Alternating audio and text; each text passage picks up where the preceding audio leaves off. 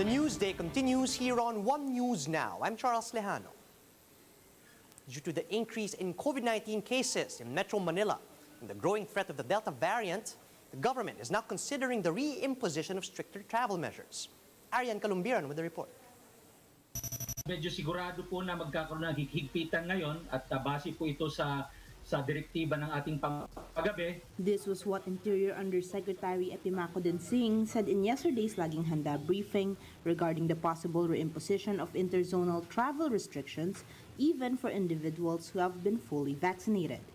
Interzonal travel refers to the crossing of borders of different areas with different community quarantine classifications.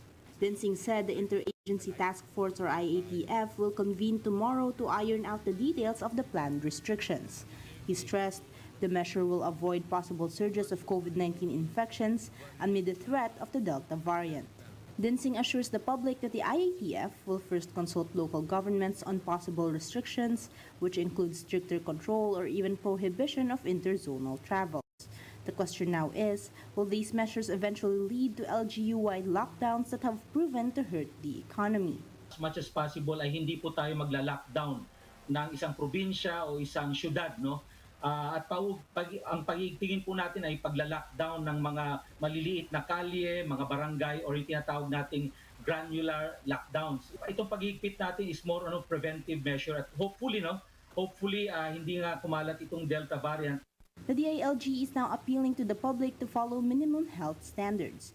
Densing is also forwarding the appeal to politicians who have been going around the country and holding more physical meetings as the election is drawing near.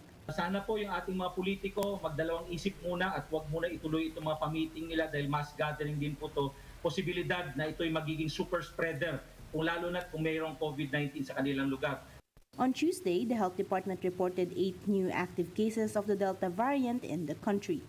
These are previous COVID-19 patients who again turned out positive in retesting. The patients are among the 16 Delta variant carriers that have been declared recovered last Friday. This brings back the Delta variant case count to 35, including 3 that have already lost their lives due to the disease. Meanwhile, some 91 close contacts of the Delta variant cases have been identified by the DOH. These include around 46 returning overseas Filipinos, 30 close contacts from northern Mindanao, 10 from western Visayas, and 8 from Metro Manila.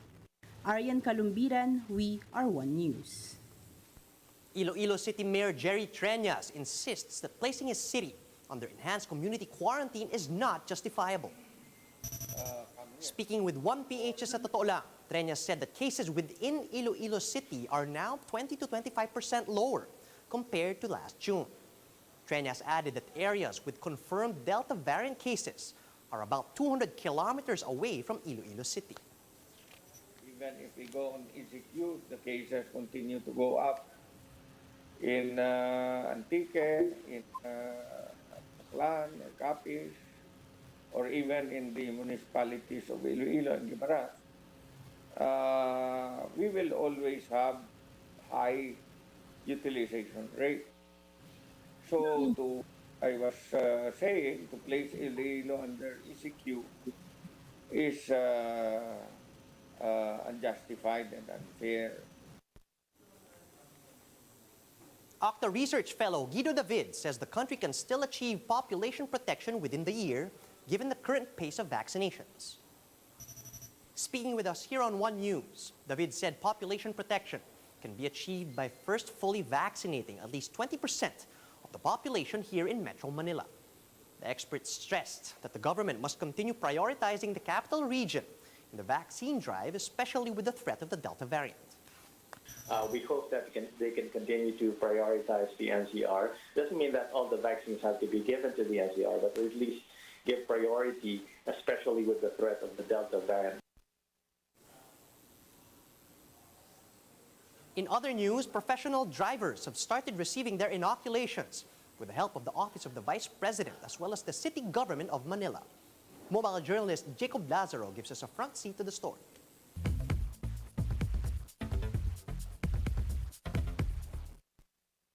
The Office of the Vice President and the Manila City Government again rolled out their vaccine drive-through express on Tuesday. This time, it was for professional drivers like couriers, jeepneys, tricycles, and bus drivers. Mas mabilis ngayon kasi yung dating matagal na pre-screening, wala na. Bumaba lang ako para magpabak. Carl Chavez came from another vaccination site but opted to get vaccinated here for the faster process. Mas maganda kung halos puro ganito na lang. Kumbaga magkakasama na yung mga may sakyan at motor. Tapos iba rin yung para sa mga naglalakad lang para mas mabilis. After getting the jab, beneficiaries were also given incentives such as sacks of rice, food packs, and sanitation kits. The past couple of weeks, there's been a shortage of vaccines, forcing local governments to postpone their rollouts. But after a series of arrivals of new vaccines last week, IATF Chief Implementer Carlito Galvez Jr. said we now have an excess of almost 13 million doses. But the OVP does not have its own supply of vaccines. In the Vaccine Express run, the OVP provides the logistics and healthcare workers. The vaccines comes from the local government. Robredo says her office asked to access the national government supply, but with no luck. Tatanong-tanong kami kung pwede kami magkaroon ng access. Kaya lang ngayon kasi walang extra supply. So naiintindihan naman namin yun na syempre yung priority, yung mga LGUs. For now, Robredo is focused in partnering with local governments for their Vaccine Express. Actually, kausap na namin yung Quezon City government. Yung gagawin namin ito first week of August para naman to sa mga jeepney drivers. Kahapon lang, nakakuha kami ng request from Naga City government. So, nagpadala na kami ng team doon. Inaareglo na Friday, Saturday. Yun naman yung Vaccine Express sa Naga. I'm Jacob Lazaro and we are One News.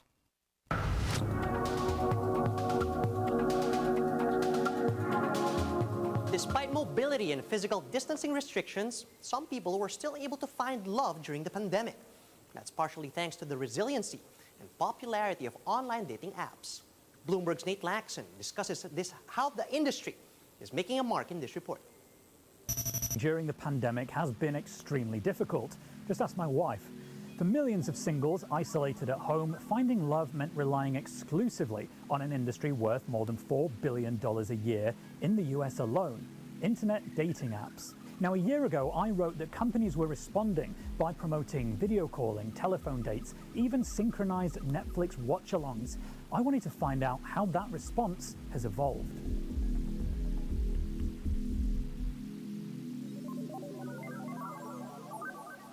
The most immediate change you can see today is that dating apps are beginning to promote their members based on whether or not they've been vaccinated.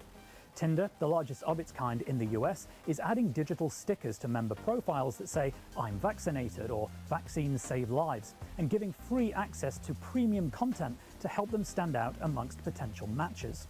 OkCupid is doing similar. Since May 24th, it optionally promotes a user's vaccine status on their profiles and asks whether it's important to them that their potential matches have been vaccinated as well. It'll take things a step further from June, it said, by letting singles filter potential matches based on whether they've had the shot or not.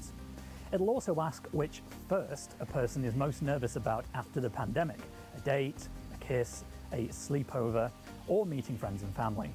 The company said mentions in user profiles of a vaccination status had risen about 1,400% since January. That's about a month after shots became available in countries such as the US and the UK. And that it was confident people wanted to return to dating in person, with only 7% of its users explicitly saying they weren't confident doing so. As soon as worldwide lockdowns began last year, video calling quickly became the default way for many singletons to interact, actively promoted by dating apps whether or not their businesses directly offered a way for them to do so on their platforms.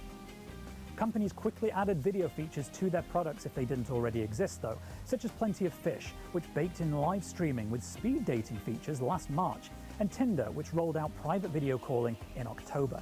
In some cases, there won't be a choice of whether to date online or off, with countries re-entering or relaxing lockdowns based on infection rates.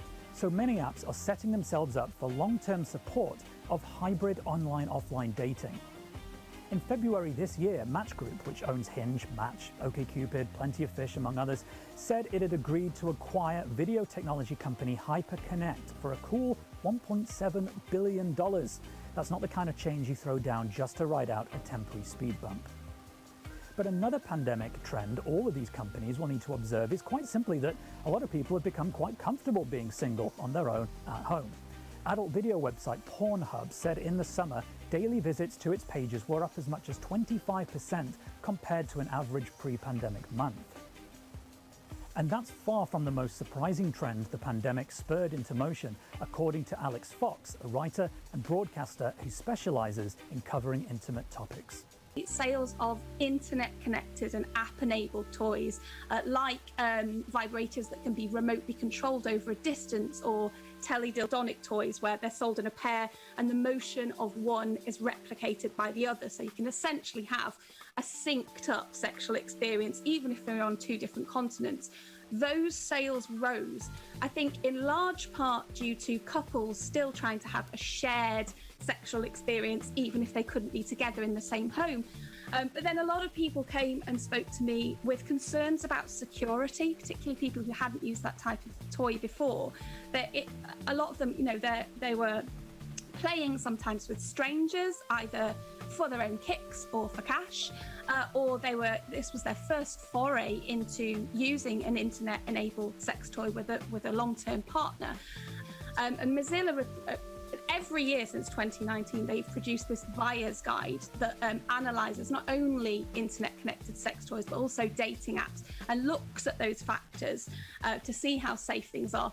They found that in the majority, there were still real major security concerns about some of these toys. Include a link to that Mozilla report in the comments below this video.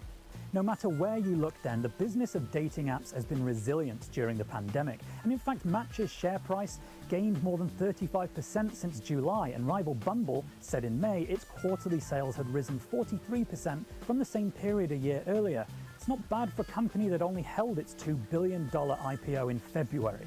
Thanks to my wife Kate for not threatening divorce while I browsed a lot of dating apps to research this video. And for more content like it, keep following Quick Take across your favourite socials. For Quick Take in London, I'm Nate Langson. And those are the top stories at this hour. Join us later at 12 noon as we continue to monitor the day's biggest stories. You can also catch One News on Signal Play. Register for a free account now at www.signalplay.com and stream One News live anytime and anywhere. I'm Charles Lejano. Mask on, wash hands, and stay safe, Philippines. We're One News.